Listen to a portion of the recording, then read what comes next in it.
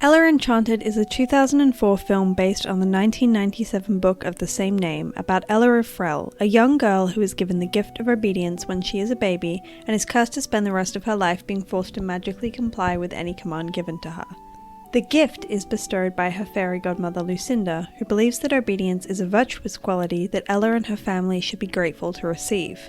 Immediately, this gift causes problems for Ella. Not only is she forced to do things against her will, but she has to comply with the commands very literally. If someone tells her to eat up, she can't stop eating until it's all gone. If someone tells her to stay there, she can't move, even if she's in direct danger. But what's even more interesting than the obedience itself is the way her mother deals with the situation. She recognizes from day one how much the curse is going to put Ella at risk of exploitation, and she deliberately tries to conceal it. She doesn't tell Ella's father, and she even tries to keep it hidden from Ella herself for most of her childhood.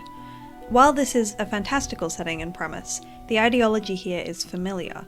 It's the slightly conservative urge to protect young children, particularly young girls, by shrouding them with secrecy and keeping the dangerous forces of outside exploitation at bay for as long as possible. And maybe within this world, that urge is pretty reasonable. The obedience enchantment does pose a real, tangible threat of exploitation if anyone finds out about it. But Ella's mother doesn't just stop there. She does something much more extreme.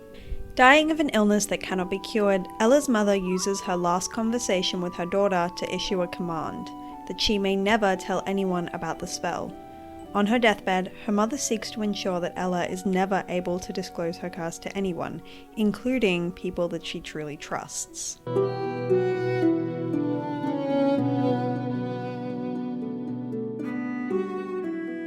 What does it mean that Ella's mother, terrified of the systemic power that her daughter's curse holds over her, pushes so hard in protecting her innocent little girl that she repurposes the very oppression that Ella is stuck in and entrenches her even deeper in that system? That she wishes for her daughter's silence instead of a complex reckoning with power and systemic change. The story of Ella Enchanted means so much to me even as an adult because it's a tangible metaphor for the way in which radical feminist ideology can be weaponized against society's most vulnerable women. We all like to think in the post-Me Too era that if we can all just get on the same page about consent, then sex and relationships will stop feeling dangerous and start being a place of radical safety, satisfaction, and pleasure. But while it's great that consent is seemingly everywhere in the cultural conversation, not everyone is convinced that the road to liberation can be paved exclusively with enthusiastic yeses. In her opinion piece, Consent is Not Enough, We Need a New Sexual Ethic, columnist Christine Ember argues that our dominant models of sexual consent are based on historical and legal conceptions rather than expansive ethics. She argues that there are a lot of people who feel as though they are giving full, enthusiastic consent and are still having negative sexual experiences. I really enjoyed Ember's article, the way she traces the language of sexual consent all the way from when women were considered property and rape laws were more about protecting the consent of their husbands, through to the second wave feminist call of no means no, to the more third wave idea of affirmative consent in the 90s, and right up to the idea of enthusiastic consent in the post-Me Too era. However, I have some critiques of Ember's piece as well. For one thing, the article is rife with value judgments about certain kinds of sexual experiences. She's rejective of the idea that sex can be a purely physical act for some people, and maintains the position, informed by religious values, that there should be an inherent emotionality to sexual relationships. She also writes from a position that doesn't consider how this new sexual ethic would relate to anyone who wasn't heterosexual, cisgender, or able-bodied, and similar critiques have been leveled against her book of the same topic. But if we look at the heart of the argument, I see where she's coming from. It's not enough to focus on a very narrow discourse of consent. Someone can be with a partner who's super diligent on consent, always checking in and always willing to stop. But if the pressure comes not from the individual partner, but from years worth of internal conditioning, it may be hard for them to even comprehend internally what exactly they want. People say yes in the moment for a myriad of reasons. Because they mean it at the time, because they're afraid of the consequences of saying no, because they've experienced trauma and saying yes makes them feel like they have some control over the situation, or because they don't think their no will be heard. Misogyny internalized in the minds of women can trickle down in the socialization of young girls in the next generation.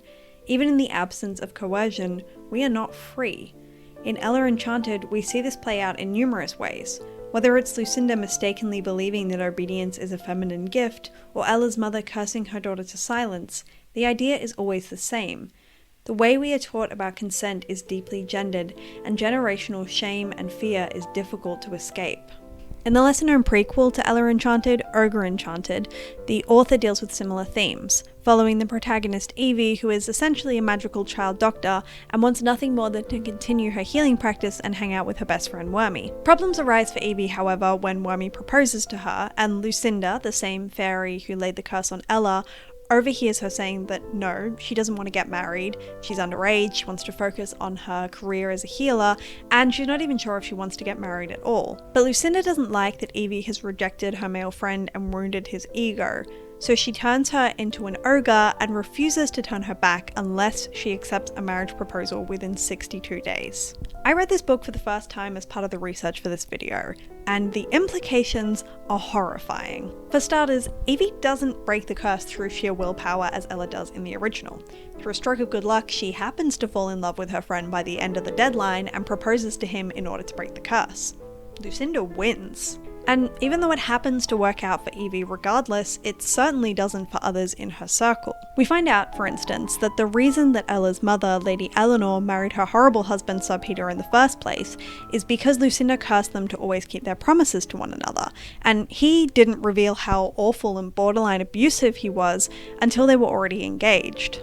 Lucinda is the very embodiment of the pressures of femininity under patriarchy. She's seen as exceptionally beautiful and is even implied to be using enhancements to achieve the societal standard of perfect femininity. A woman stood behind Wormy. How had she arrived without a sound?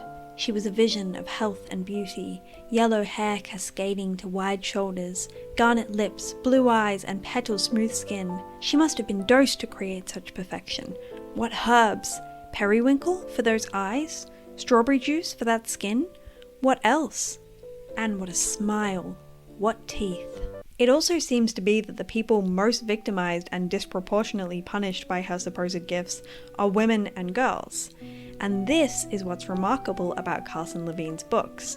They introduce the idea of structure versus agency under patriarchy in an extremely accessible and compelling way. These books are middle-grade fairy tale retellings of Cinderella and Beauty and the Beast. The target audience is young girls.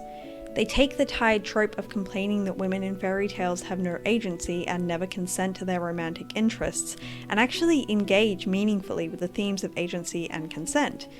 In both these stories, the curses that the girls receive are powerful stand-ins for internalized misogyny.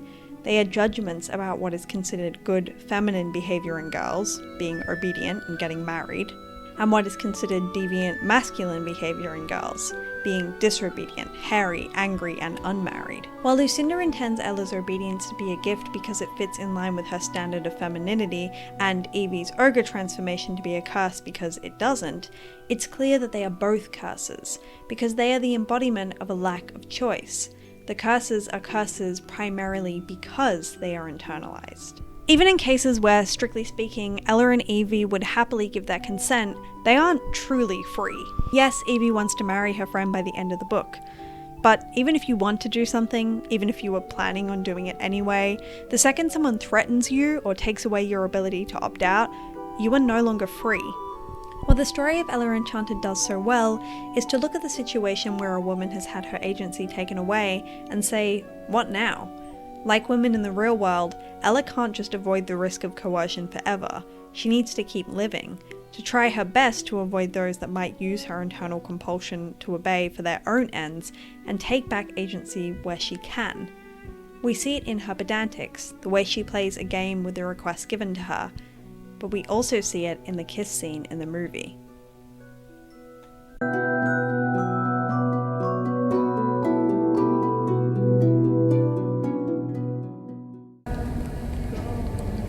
Kiss me.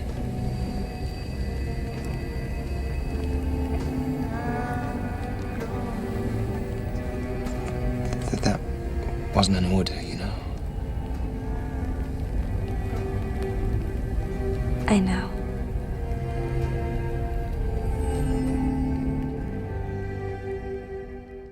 The kiss scene is such a powerful moment because of the implications regarding consent. With every other order that Ella is given, we hear a charm sound and see her visibly straighten up as though she is being physically compelled by the curse.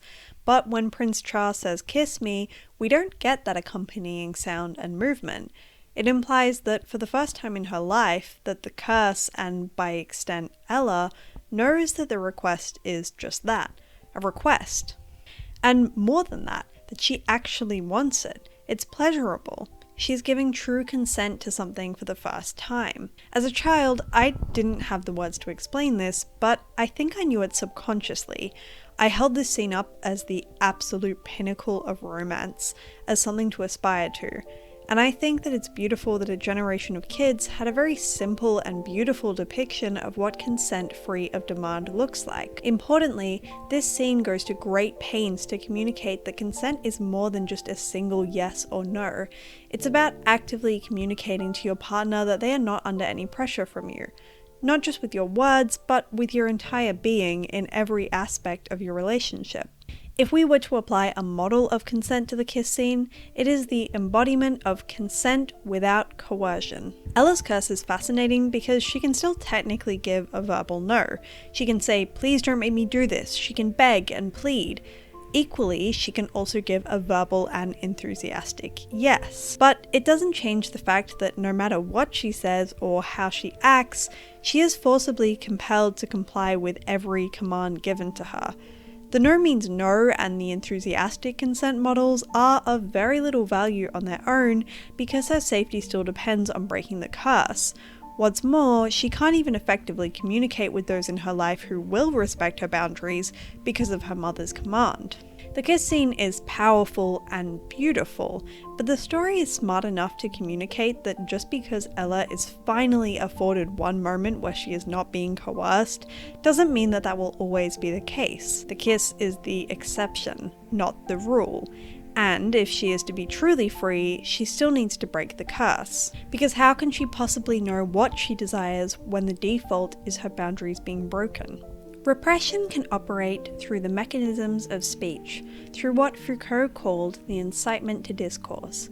Consent and its conceit of absolute clarity places the burden of good sexual interaction on women's behaviour, on what they want and on what they know they can say about their wants, and on their ability to perform a competent sexual self in order to ensure that sex is mutually pleasurable and non-coercive. Woe betide she who does not know herself or speak that knowledge. I've been rereading the book in preparation for this video, and while I really like the original and can see why people are so attached to it, there is a key change made in the adaptation that I really like. Both tales end with Ella breaking the curse. In the book, it's simply a matter of willpower, and the catalyst for this internal breaking of the curse is her terror that if she marries Char, he will be in grave danger of being exploited through her vulnerabilities. "I must save Char. For a moment, I rested inside myself, safe, secure, certain, gaining strength. In that moment, I found a power beyond any I'd had before, a will and a determination I would never have needed if not for Lucinda, a fortitude I hadn't been able to find for a lesser cause. And I found my voice. 'No,' I shouted, 'I won't marry you. I won't do it. No one can force me.'" The movie is similar, albeit with higher stakes. Ella has been commanded to murder Char when he proposes to her in the Hall of Mirrors. Her motivations are the same, to protect the person she loves, but the mechanism is different. As she reflects on a lifetime of suffering under obedience and coercion, Ella finds it in herself to utter the words, "You will no longer be obedient," to her reflection, breaking the curse because she has to follow the command. The reason that I like this change is because it recognizes that breaking free of internalized oppression means being able to recognize that oppression in the first place. It means actively working to undo it. In other words, the breaking of the curse is the reckoning with external and internalized misogyny. Ella's gift is a near-perfect metaphor for the way that young women are socialized to see obedience, conformity, and people-pleasing as universally virtuous. and the fact that it takes an internal reckoning with this to break the curse is incredibly apt. When we focus too much on legal and singular definitions of consent, we assume that people grew up in a world where they have internalized none of the pressures of misogyny and racism and ableism and allonormativity. We teach young people that the only threat out there is external, that as long as they give enthusiastic consent, they will never have a damaging or scary or uncomfortable sexual experience, and we barely even explore what that means in the first place. I don't want to in any way diminish the fact that external threats are real and scarily prevalent, but we can't just talk about the actions that others may do to harm people. We also need to think about socialization broadly. Within the world of Ella Enchanted, almost all of the characters in the movie are in some way having their consent violated. Ella's dad is forced to leave his home because of the capitalist economy he is beholden to. Prince Cha is subject to a complete lack of privacy and an unchecked, out-of-control parasocial relationship with his fan club as a consequence of a title he was born into without choice. Arada exists in a fundamentally racist and xenophobic society and is constantly having her autonomy violated by these systems, and various creatures in the kingdom are either used for entertainment, forced to work as slaves, or actively banished and killed. And as an aside, I will be the first to admit that it's not done perfectly. The racial politics in this movie are indicative of the fact that it was released in 2004. Arada is given very little airtime considering the emotional weight of Ella's unintentional betrayal. It's implied in the final scene that they've made up and all has been explained, but I find that deeply unsatisfying. As the audience, we know that when Ella is forced by her stepfamily to tell Arada that she never wants to see her again because of her culture, that it's just the curse. We know Ella doesn't believe what she's saying and would never choose to do so given the option. But Arada doesn't. The full impact of her friend's racism is felt in that moment, and in my opinion that warranted an on-screen apology, where Ella focuses on amending the pain she caused, instead of explaining why her hands were tied. It could have been a great opportunity to model for a young audience how to center those most impacted by racism, instead of derailing apologies to focus on personal guilt. But even when the metaphors are clumsy, the story is at least trying to convey something really important. The violations of consent don't happen in a vacuum. It is culture and systemic injustice that drives violation, and that violation is taught everywhere.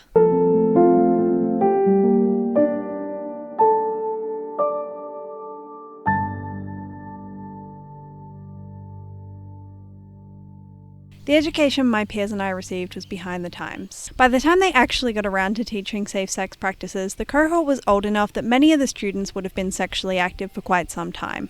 The information we were given was strictly around avoiding STIs and pregnancy. There was no information given about safe sex for queer students, no discussion of disability, no discussion of pleasure, and no resources given about consent. A year or so later, consent was brought up, but not for the whole cohort. Only students who elected to take health class over PE were given the consent lesson, and it was not good. Basically, the way it was structured is we had to read aloud scenarios and then say whether we thought consent had or hadn't been given. One of the scenarios involved a girl who had had quite a few drinks and didn't give an outright no, but also didn't give a yes as the encounter went on. Being the budding young feminist that I was, and having been immersed in 1,000 BuzzFeed think pieces about rape culture and the importance of enthusiastic consent, I knew that the answer was no. Consent was not given. But the teacher just said it was a grey area, that it was complicated, and he left it at that. And perhaps more upsetting to me than the fact that the class was still teaching such an outdated model of consent was the fact that even though I knew it was wrong, I was afraid to speak up and argue with the teacher. Not because of anything about him specifically, but because schools, like many institutions, do not operate from a culture of consent. The message that almost every student is given regarding their bodily and social autonomy is to always obey those with more power than them. Whether it's intentional or not, we aren't teaching young people the skills to stand up to authority when something doesn't sit right with them. Collectively, we are taught to be compliant to those with power, in the family, in the education system, and of course, in the workplace. I thought that I might have to do some 5D chess to make this movie about capitalism, but the kingdom is canonically a neoliberal society. In the debate near the beginning of the film, it's revealed that since the giants have been enslaved and the elves have been sent to work as entertainers, that the society has shifted towards a free enterprise economy. Sir Edgar has done a fantastic job. He has driven the ogres out, And he has put giants and elves to work as labourers and entertainers. Therefore, if it weren't for him, we wouldn't have today's thriving free enterprise system. This idea we've been circling, that individual models of consent can only take us so far, and that actually our structural systems of power are always going to threaten our ability to give informed consent, is very clear in the film. The kiss scene is a beautiful, important moment, and as a child it captivated me beyond measure. But the message it sends is not enough on its own. The true message only comes into full focus when we view it in conversation with the themes of liberation, collective action, and systemic change that also run through the film. So we have all of these models of consent. Legal framework, no means no, affirmative consent, enthusiastic consent, safe, sane, and consensual, risk-aware consensual kink, informed consent, implied consent, and informed assent. This is by no means an exhaustive list, but each of these models has been useful in some way to understanding consent in different contexts, whether that's in the BDSM community or in clinical trials. But importantly, all of them have had criticisms leveled against them, some more than others. For example, take this excellent critique of the legal model of consent in the essay "The Legal Framework of Consent is Worthless" by Av Phlox. Under a legal framework of consent, there is only one outcome for our failure, and that outcome, whether criminal, civil, or social, is punishment. As a result of this, we make our focus not the feelings of a person who's been hurt, but the risks to ourselves. We become defensive, placing the burden of proof on the shoulders of a person grappling with the implications of harm they've experienced. Another example is how the term safe, sane, and consensual is no longer considered appropriate to use by many disabled and mentally ill people. It originally came about in the 80s and has been used in kink communities to advocate for sexual experiences that prioritize being safe and in a sane state of mind. The critique here is that mentally ill people exist and deserve fulfilling sexual lives. I'm not sane. My depression, anxiety, and PTSD ensure that. There is no condition I will ever be in that makes me sane in body or mind. As someone who engages in kink to help my chronic pain and PTSD, I need a community that uses a more accurate and compassionate term. I hesitate to think who I would be without my chronic pain or mental health issues. What I can say is I'd likely not be involved in kink.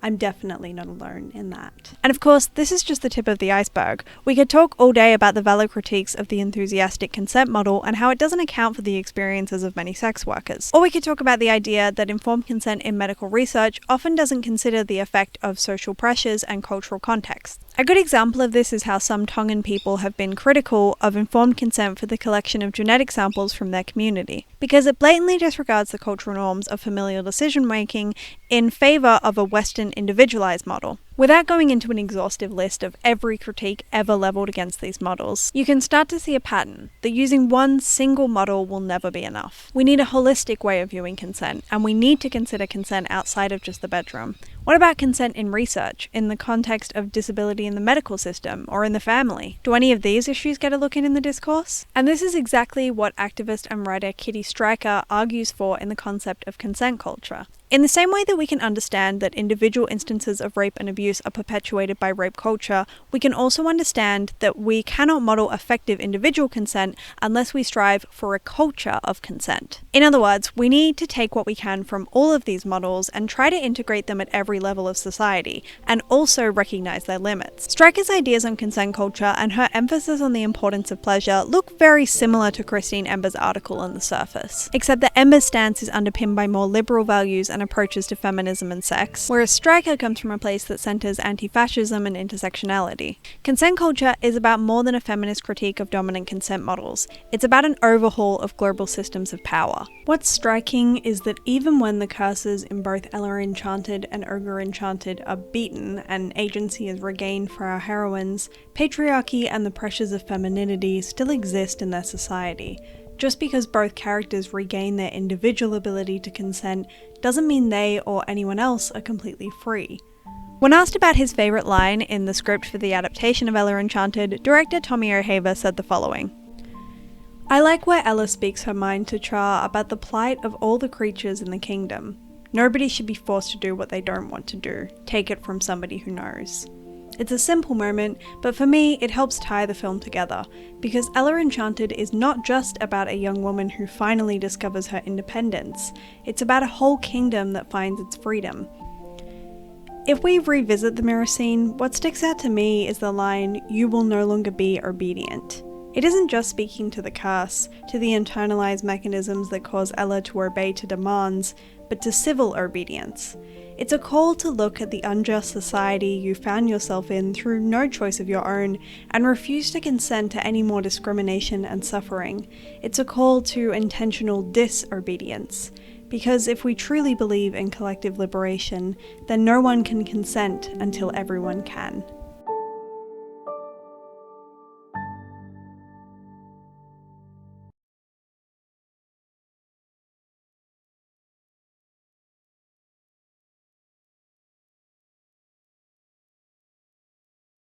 We all like to think that in the post-Me Too era... Hello, do you have something to say?